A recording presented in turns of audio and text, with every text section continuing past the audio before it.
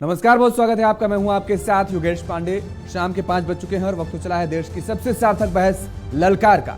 ललकार तो इन दिनों लोकसभा चुनाव को जीतने के लिए सत्ता पक्ष और विपक्ष के बीच लग रही है, लेकिन इसी बीच ये ललकार इंडिया गठबंधन में शामिल सभी विपक्षी दलों के बीच भी देखने को मिल रही आपस में तकरार।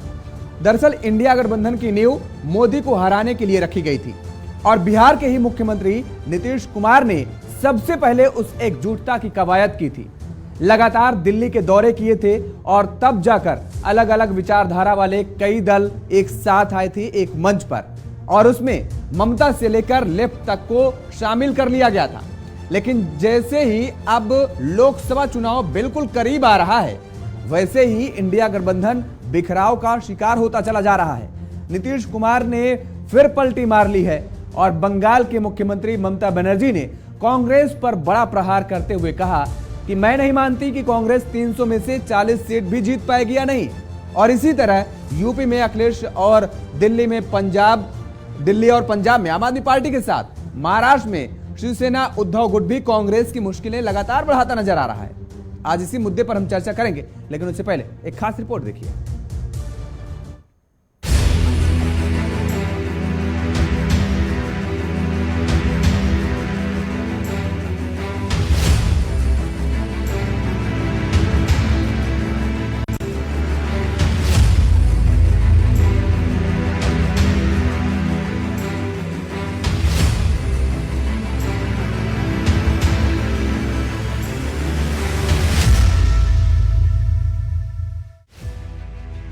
भारत के 2 दर्जन से अधिक राजनीतिक दलों ने आगामी चुनाव में नरेंद्र मोदी के नेतृत्व वाली भारतीय जनता पार्टी का मुकाबला करने के लिए बीती जुलाई में एक गठबंधन बनाया था। इस गठबंधन में मुख्य विपक्षी दल कांग्रेस के साथ साथ तमाम क्षेत्रीय दल शामिल हुए थे। इसका नाम इंडिया गठबंधन रखा गया, जिसका पूरा नाम Indian national development inclusive alliance था। इस गठबंधन की सफलता घटक दलों के बीच एकजुटता और सीट बंटवारे से जुड़े समझौते पर टिकी थी, ताकि एक सीट पर एक उम्मीदवार उतारकर बीजेपी को कड़ी टक्कर दी जा सके। लेकिन इंडिया गठबंधन अपनी शुरुआत के 6 महीने बाद ही बिखरता नजर आ रहा है। इस दिशा में सबसे बड़ा झटका पहले क्षेत्रीय नेता नीतीश कुमार ने दिया, जिन्होंने बिहार में सत्तारूढ़ गठबंधन को छोड़कर बीजेपी का दामन थाम लिया। दरअसल यही काफी नहीं है, गठबंधन से जुड़े 2 और अन्य दलों ने आम आदमी पार्टी और टीएमसी ने भी बड़ा झटका दिया। आम आदमी पार्टी के नेता अरविंद केजरीवाल और टीएमसी की नेता ममता बनर्जी ने भी इंडिया गठबंधन से किनारा कर लिया है। दूसरे शब्दों में कहें तो दिल्ली, पंजाब और पश्चिम बंगाल में सीट बंटवारे की संभावना नहीं दिख रही है। इस गठबंधन में ये सब एक ऐसे वक्त में हो रहा है जब मोदी बेहद मजबूत स्थिति में नजर आ रहे हैं। আমরা কংগ্রেসকে বলেছিলাম 300 আসন একা লড়ো, আমরা সবাই মদত করব, আর 243টা আসন সব রিজিওনাল পার্টিকে দিয়ে দাও, যারা যেখানে স্ট্রং তারা লড়ুক, সেখানে তুমি মাতব্বরি করবে না। হলো না? প্রথমে এই চলে এলো বাংলায়, ভাবলো এখানে মুসলিমদের একটু সুশ্রী দিই, প্রথমেই চলে এলো বাংলায়। অর্থাৎ হিন্দুরা দিচ্ছে সুশ্রী, হিন্দুদের দিচ্ছে সুশ্রী বিজেপি, আর কংগ্রেস সিপিএম দিচ্ছে সুশ্রী মুসলিমদের। এত অলংকার। আমি নাই বা কিছু চাইলাম, তাও আমি বলেছিলাম 2টো সিট তোমাদের দেবো, তোমাদের জিতিয়েও দেবো। বললো হবে না। আমি বললাম কটা চাই? 42টা। আচ্ছা 42টাই নিয়ে নাও। রিজেক্টেড। বেনারসে গিয়ে হারিয়ে এসো, রাজস্থানে গিয়ে হারিয়ে এসো, জেতা জায়গা হেরেছো, মধ্যপ্রদেশে গিয়ে হারিয়ে এসো। बीजेपी ने दिसंबर में ही छत्तीसगढ़, राजस्थान और मध्य प्रदेश जैसे अहम हिंदी भाषी राज्यों के विधानसभा चुनावों में धमाकेदार अंदाज में जीत दर्ज की है। इसके बाद जनवरी में नरेंद्र मोदी ने अयोध्या में राम मंदिर का उद्घाटन करके आगामी चुनाव के लिए एक तरह से बिगुल फूंक दिया है। ममता बनर्जी के बयान पर क्या कुछ कहना है बीजेपी नेताओं का, जरा वो भी सुनिए। इंडी गठबंधन में न्याय नहीं हो पा रहा, मोहब्बत की दुकान में नफरत का सामान बिक रहा है।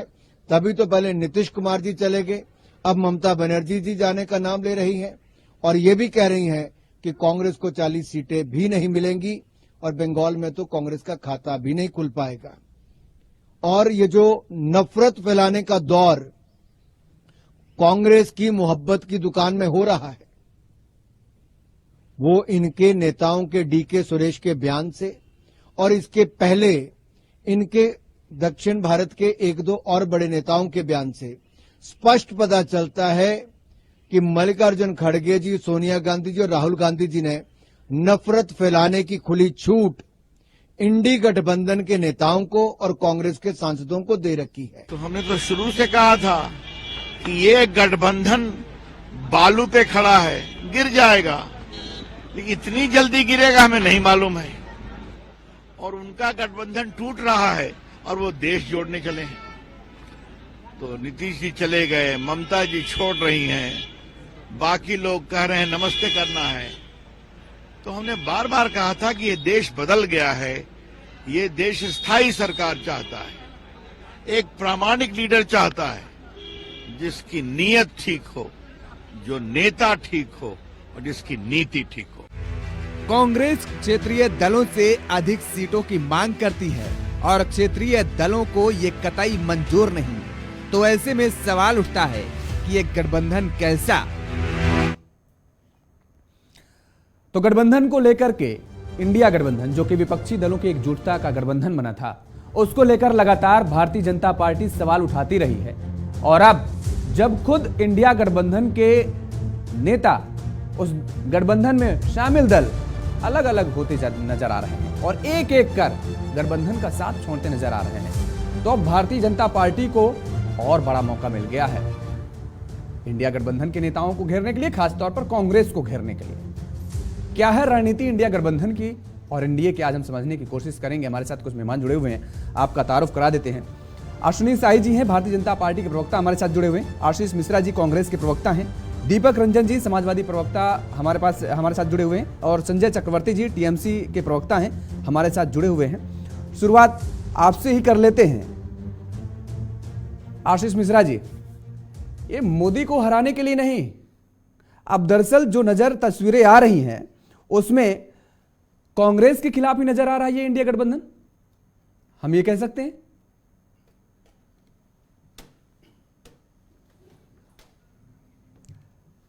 आशीष जी अनम्यूट करिए, आप म्यूट कर रखे हैं शायद। अब मेरी आवाज आ रही है? हाँ, आप बोलिए। आप मौला, वक्त की गर्दिशों का गम न करो, हौसले मुश्किलों में पलते हैं। खैर, जिसको जो करना है अपना करने दीजिए। हम एकजुट थे, एकजुट हैं, एकजुट रहेंगे। पहली बात तो मुझे हंसी आ रही है, अश्विनी साई जी आज मेरे भाई मुस्कुरा रहे हैं, मतलब नहीं, आपने ऐसे शायराने अंदाज में शुरुआत की है तो इसलिए उन्होंने मुस्कुरा दिया। और एकजुट थे, एकजुट हैं, एकजुट रहेंगे, कैसे रहेंगे? जो तस्वीरें आ रही हैं वो कैसे, मतलब इनको कैसे छुपाएंगे? इस दर्द को कैसे आप छिपा पाएंगे? योगेश जी, भारतीय जनता पार्टी या आदरणीय नरेंद्र मोदी जी, इनके साथ में हमारा कोई व्यक्तिगत कोई दुश्मनी नहीं है। दुश्मनी के एवज में हम लड़ाई नहीं लड़ रहे। दोनों पार्टियों की अपनी अपनी विचारधारा है, विचारधारा को लेकर हम लड़ाई लड़ रहे हैं। हमने पहले ही कहा है कि जिसे लगता है कि भारतीय जनता पार्टी को विचारों के अनुसार मात देना है, वो हमारे साथ आए, और जिसे नहीं लगता है कि भारतीय जनता पार्टी को लड़ाने में या उनसे लड़ पाने में वो असक्षम है, तो वो हट जाए। और जैसे कि आप देख ही रहे कि नीतीश कुमार जी ने भी इतना कोसा के सब बातें हुई और अमित शाह जी ने भी बहुत सारी बातें कही, भारतीय जनता पार्टी के लोगों ने भी बहुत सारी बातें की, लेकिन उन्हें मजबूरन उन्हें वापस से अपने घर में, जो कि कल तक कह रहे थे कि लाल सिग्नल है, उनको ग्रीन सिग्नल एनडीए में नहीं दिया जाएगा, लेकिन उन लोगों की मजबूरी थी कि उन्होंने वापस से उनको अपने प्रवेश दिया है। आप उनकी मजबूरी बता रहे हैं, भारतीय जनता पार्टी की मजबूरी बता रहे हैं, लेकिन बीजेपी से जब मैंने सवाल किया तो बीजेपी लगातार कह रही है कि दरअसल दरवाजे थे, दरवाजे बंद थे, वो खुल जाते हैं, दीवार तो थी नहीं, तो दीवार में थोड़ा सा दिक्कत होती है। ठीक है, आपने एक बड़ी बात कही है आशीष जी, आपने एक बड़ी बात कही, उसका जवाब मैं संजय जी से चाहूंगा। आपने ये कहा कि जिसको डर है, जिसको ये नहीं लगता कि भारतीय जनता पार्टी को वो नहीं हरा सकती है, वो अलग हो सकता है। संजय जी, तस्वीर यही नजर आ रही क्या? क्योंकि अब आप भी कह रहे हैं कि भाई हम अभी तक तो 2 सीटें देने के लिए राजी थे पश्चिम बंगाल में कांग्रेस को, अब वो भी नहीं देंगे, और बड़ा दावा आपने कर दिया कि 300 में 40 सीटें भी जीत पाएगी। क्या ये सवाल खड़ा कर दिया आपने? सबसे पहले नमस्कार जी। पहले तो क्लियर कर दूं कि इंडिया गठबंधन कांग्रेस ने नहीं बनाया था। कांग्रेस का बनाया नहीं था, कांग्रेस इस दल में आके शामिल हुई थी, कांग्रेस ने नहीं बनाया था, ये एक बात क्लियर है। ये इंडिया गठबंधन 28 दलों का बना था, नीतीश कुमार छिटक के निकल गए। और ये बात चूंकि सबसे पहले ममता दीदी को पता था, जब राष्ट्रीय अध्यक्ष नीतीश कुमार जी बने थे, उसके बाद जब अशोका होटल में हम लोग की एक मीटिंग हुई थी, नीतीश कुमार जी को कांग्रेस ने जो है संयोजक बनाने का प्रस्ताव रखा था, तो ममता दीदी ने राहुल गांधी को फोन करके बता दिया था कि पलटू राम पलटने वाले हैं, इनको संयोजक मत बनाइए, बड़ी बेइज्जती हो जाएगी। तो उसी के बाद जो है उनका संयोजक बनाया नहीं गया और नीतीश कुमार पलट गए, जैसा कि उनकी आदत है, और फिर पलटेंगे। मैं आपको बता दूं 10 तारीख को इनकी सरकार गिरेगी, 100% श्योर है। 10 तारीख को सरकार गिरनी है इनकी, सरकार ज्यादा दिन रहेगी नहीं, अभी हफ्ते भर का या और मजा ले ले सरकार का, लेकिन इनकी सरकार गिरने वाली। रही बात जो है हम लोगों का जो है, पहली बात तो ये है, जब हमने कहा कि कांग्रेस गठबंधन कांग्रेस नहीं बनाया था, तो सीटों का तालमेल भी हम लोगों ने कभी नहीं कहा था कि हम कांग्रेस के साथ जो है हम सबके ऐसी तो 27 दल और भी है, सबको फिर हम जो है बंगाल में हम सीटें देंगे तो हमारे पास तो 2 सीट भी नहीं बचेगी। नहीं, देखिए सवाल यहां पर यह खड़ा हो रहा है संजय जी, सवाल यहां पर यह खड़ा हो रहा है, जो बात अश्विनी शाही जी को बोलनी चाहिए थी वो आप बोल रहे हैं। आप कांग्रेस को चुनौती दिला रहे हैं बीजेपी से, कह रहे हैं आप हिम्मत है तो बनारस से आप चुनाव लड़ जाइए, बनारस में भारतीय जनता पार्टी को हरा के दिखाइए, हिम्मत है तो आप इलाहाबाद में प्रयागराज सीट से लड़ जाइए चुनाव, प्रयागराज से भारतीय जनता पार्टी को हरा के दिखाइए। थोड़ा सा समय दीजिए, भले एक बार दीजिए लेकिन पूरा समय दीजिएगा। जी नहीं, पूरा समय मिलेगा, पूरा समय मिलेगा, बोलिए आप। ठीक है। हाँ, तो मैं बोल रहा था कि अगर कांग्रेस को ही जरूरत है तो क्या हमारे पास गठबंधन के लिए सीटें लेने की बंगाल में, तो हम तो जो 2 सीटें जीते थे हम तो दे रहे थे। इसके मतलब फिर आगे सीपीएम भी बोलती हमें भी सीटें दो, फिर बोलते समाजवादी बोलती हमें भी सीटें दो, बीएसपी और दूसरे दल भी होते वो भी बोलते हमको सीटें दो कांग्रेस। तो क्या हम लोग फिर 2 ही सीटों पर लड़ते क्या? तो भाई गठबंधन में सब है तो सब लोग मांगते, तो कांग्रेस कौन सा स्पेशली जो है वहां पे आकर के ये कह रही कि हमारे को हमको सीटें चाहिए। और रही बात जो है हमारी रहमो करम से आपसे सीटें मांग रहे हो, उसके बाद हम ही को आंखें दिखा रहे हो। लगातार अधीर रंजन चौधरी जो है लगातार पीछे जो है हम लोग जो है डंडा किए पड़े हुए कोशिश कर रहे थे कि वो बीजेपी के हाथों में खेल रहे थे। मैंने तो कई डिबेट पे यहाँ भी बोला, आपके भी शायद डिबेट में मैंने बोला था कि अधीर रंजन चौधरी या आचार्य प्रमोद कृष्णन ये 2 बीजेपी के हाथों में खेल रहे हैं। और वही बात आखिर जो है आचार्य प्रमोद कृष्णन को हटाना पड़ा उनको अपने यहाँ से, उनको जो है निलंबित करना पड़ा। और आपने देखा होगा क्या, चाहे वो नहीं अभी कहाँ निलंबित कर दिया संजय जी? नहीं अभी निलंबित नहीं किया है, क्लियर कर लीजिए।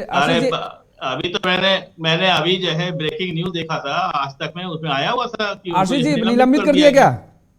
क्योंकि उस जो पत्र मेरे पास भी आया है उसका खंडन किया जा रहा था कई कांग्रेस के नेताओं की तरफ से, ऐसा कुछ है? नहीं मैंने तो आज तक चैनल में देखा था। नहीं अभी ऐसा नहीं हो सकता। नहीं, आधिकारिक रूप से कोई निष्कासित नहीं किया गया है, कोई निलंबन नहीं हुआ है। सर भाई कई बड़े चैनलों में मैंने ये देखा है कि उनको निलंबित कर दिया गया है, तत्काल प्रभाव से निलंबित कर दिया गया है, लेकिन दोबारा इसकी खंडन आए नहीं। हाँ। अब उतने बड़े नेता तो है नहीं, लेकिन ये अधीर रंजन चौधरी कोई कार्रवाई नहीं कर रहे, जैसा इन्होंने कोई कार्रवाई जो है कमलनाथ पे नहीं किया। कमलनाथ जो है अगर पहली ही जो वहां मीटिंग होती थी भोपाल में, जब हम लोगों ने कहा था पहली मीटिंग होगी भोपाल में, तो उन्होंने तो बिल्कुल साफ इनकार कर दिया, हम ही अकेले हरा देंगे। तो आपने तो सोने की तस्करी भी सजा के बीजेपी को फिर से वापस कर दिया है। वही चीज केपी सिंहदेव का था छत्तीसगढ़ में, वही हालत जो है सचिन पायलट का था राजस्थान में। इन्होंने कभी अपने नेताओं पे कार्रवाई नहीं की, दूसरे पर दोष मढ़ने से काम नहीं चलेगा। मतलब आत्मचिंतन करना चाहिए कांग्रेस के शीर्ष नेतृत्व को, जो कि करता नजर नहीं आ रहा। आपका एक बड़ा आरोप ये है। बिल्कुल है, ठीक है, सही बात भी है। हमारे आएंगे सेकंड राउंड में आपके पास आ रहे हैं संजय जी। दीपक जी, उत्तर प्रदेश में भी कुछ ऐसी स्थिति बनती नजर आ रही है, वहां पर भी आपने कह दिया 11 सीटें तो कांग्रेस के लिए दे दी गई हैं, उनको अब 11 सीटों पर अपने प्रत्याशी मैदान में उतारे, लेकिन कांग्रेस की तरफ से कहा जा रहा है भाई साहब अभी में बात ही नहीं हुई है, बात चल रही है। योगेश जी देखिए ऐसा है कि इंडिया ब्लॉक जो है वो डेमोक्रेटिक अलायंस है, यहाँ पे फ्रीडम टू स्पीक है और यहाँ कोई डिक्टेटरशिप नहीं है। और आदरणीय ममता बनर्जी जी ने जो भी बात कही थी कि समाजवादी पार्टी और जो भी घटक दल है वो शुरू से ही कहते हैं कि सीट शेयरिंग की बात हो जाए, और अगर सीट शेयरिंग की बात नहीं होती तो डे बाय डे जो है समय हमारा किल हो रहा है। और हम समझते हैं 50-60 दिन के अंदर अंदर हम चुनाव में होंगे और अप्रैल में वोट पोलिंग हो रही होगी। तो यहां पर जो है वो उसको लेकर के ममता जी ने कहा, और ममता जी ने कहीं ऐसा नहीं कहा कि हम इंडिया ब्लॉक से अलग हो गए हैं, या क्योंकि देखिए सारे लाइक माइंड पार्टीज वाले जो है वो एक साथ एक मंच पे खड़े हैं, और सबका मोटो सबका उद्देश्य ये है कि 10 साल से जो भारतीय जनता पार्टी की नाकामी की सरकार चल रही है, जिसने हिंदुस्तान की जनता को सिर्फ झूठ फरेब और बहकावा देने का काम किया, उसको जनता को उससे निजात दिलानी है। और देखिए यहां पर तो आप बातों की बौछार में उलझे हुए, हमारे बड़े भाई अश्वनी भाई बैठे हुए हैं, अरे वहां पर गोलियों की बौछार हो रही है घटक दलों में।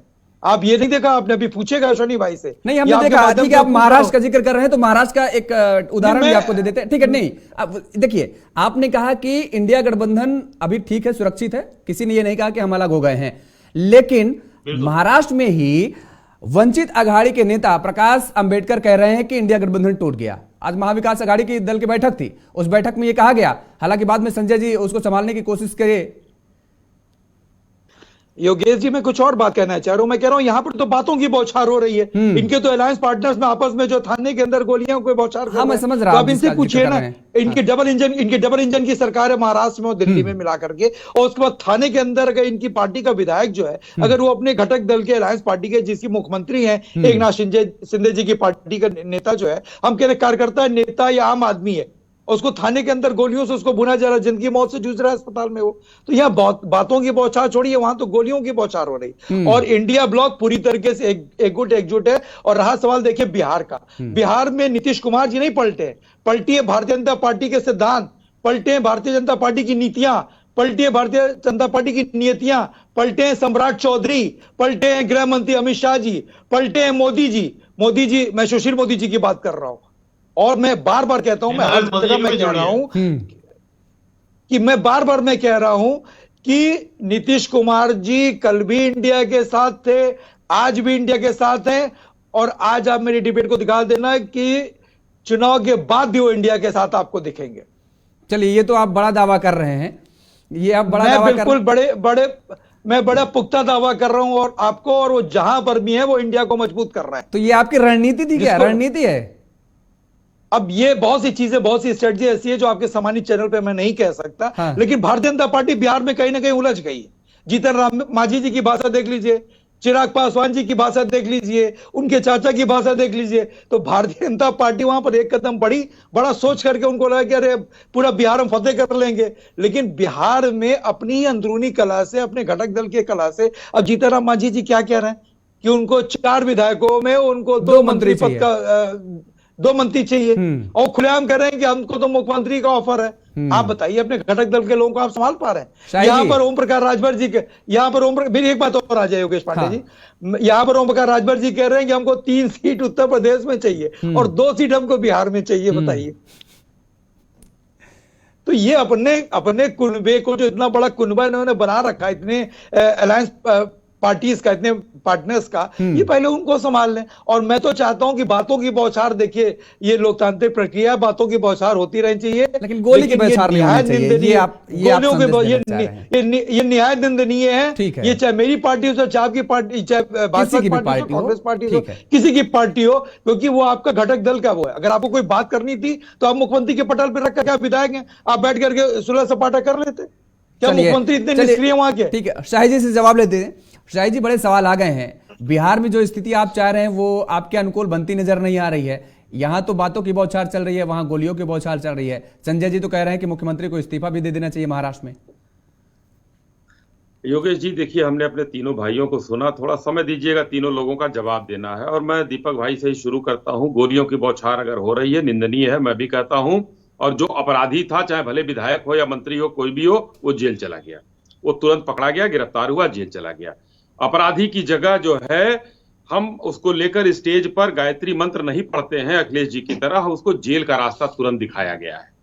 तो उसमें कोई ऐसी बात नहीं है, जो अपराध करेगा वो जेल जाएगा। रही राजनीतिक बात, मुझे हंसी क्यों आई है अपने कांग्रेसी मित्र आशीष जी के बातों पर इन्होंने हौसला और साहस की बात की, तो उत्तर प्रदेश में तो मुझे लग रहा है कि हौसला सिंह रायबरेली से लड़ेंगे और साहस दुबे जो है अमेठी से लड़ेंगे। दो ही बचे हैं, इनके राष्ट्रीय अध्यक्ष भी यही बात कह रहे हैं। एक और चीज याद आई आज इन तीनों मित्रों की बात सुन के, एक फिल्म देखा था हम लोगों ने, उसमें हीरो के पास उसके घर से एक चिट्ठी जाती है कि पड़ोसी की बकरी बीमार है, बाकी सब ठीक है, वो दुबे जी का पैर टूट गया है, बाकी सब ठीक है, स्नेह के घर में आग लग गई है, बाकी सब ठीक है। वही स्थिति यहां हो रही है। ममता जी किनारे हो गई, फिर भी इंडिया गठबंधन जो है, इंडी अलायंस बरकरार है। नीतीश जी चले गए, फिर भी इंडी अलायंस बरकरार है। वायनाड से राहुल जी को कम्युनिस्टों ने कह दिया कि भाई आप जाके यहां दूसरे जगह लड़िए, फिर भी इंडी अलायंस बरकरार है। आम आदमी पार्टी ने पंजाब, दिल्ली और हरियाणा में जो है इनको दुत्कार दिया, फिर भी इंडी अलायंस बरकरार है। भाई देखिए, चार नेताओं के बैठने पर, चाय पीने पर ये कोई इंडी अलायंस बन गया, कोई अलायंस नहीं बनता है। 24 सीट तो ममता जी ने बहुत ज्यादा दे दिया। मैं तो चिल्लाकर कह रहा हूं कांग्रेस को 24 में 24, इससे ऊपर वो सोचे मत। क्योंकि जो अभी देखिए जो काम करने की बात कर रहे हैं, ममता जी ने जिस तरीके से बंगाल में इनको लताड़ा है, अभी जिस तरीके से अखिलेश जी और कमलनाथ जी के बीच में इस विधानसभा चुनाव में मध्य प्रदेश में देखने को मिला, उसी का प्रति उत्तर उत्तर प्रदेश में अखिलेश जी ने कांग्रेस को दे दिया। शाही जी, एक बड़ा दावा किया जा रहा है। संजय जी ने कहा कि 10 तारीख तक ये सरकार चल पाएगी बिहार में। दीपक जी कह रहे हैं कि कहीं भी नीतीश कुमार रहे, वो इंडिया गठबंधन का हिस्सा रहेंगे, कोई रणनीति हो सकती है। और दूसरी तरफ महाराष्ट्र में आपके यहां भी जिस तरीके से देखने को मिल रहा है, सब कुछ ठीक नहीं लग रहा है। योगेश जी देखिए, अभी आज क्या दिख रहा है, ये कयास है। अगर हमारे दोनों भाइयों ने कुछ कहा है तो ये कयास लगा रहे हैं। बिहार में आज हमारी सरकार, एनडीए की सरकार चल रही है। कल क्या होगा हम उस पर नहीं जाते हैं। आज क्या हो रहा है हम उस पर रहेंगे। अगर हमारी महाराष्ट्र में इस गोली चलने के पगड़ी उतरी नहीं आपके प्रदेश अध्यक्ष की, उप मुख्यमंत्री हो गए अब तो। उन्होंने तो, अरे आपने लग रहा आप ही लोगों ने चलाया था। उन्होंने कहा अयोध्या में जाकर पगड़ी उतारेंगे, उन्होंने कहा रामलला के दर्शन करेंगे, पगड़ी बयान जो था, हाँ उसमें बयान ये था, बयान ये भी था, शायद आपने भी सुना होगा।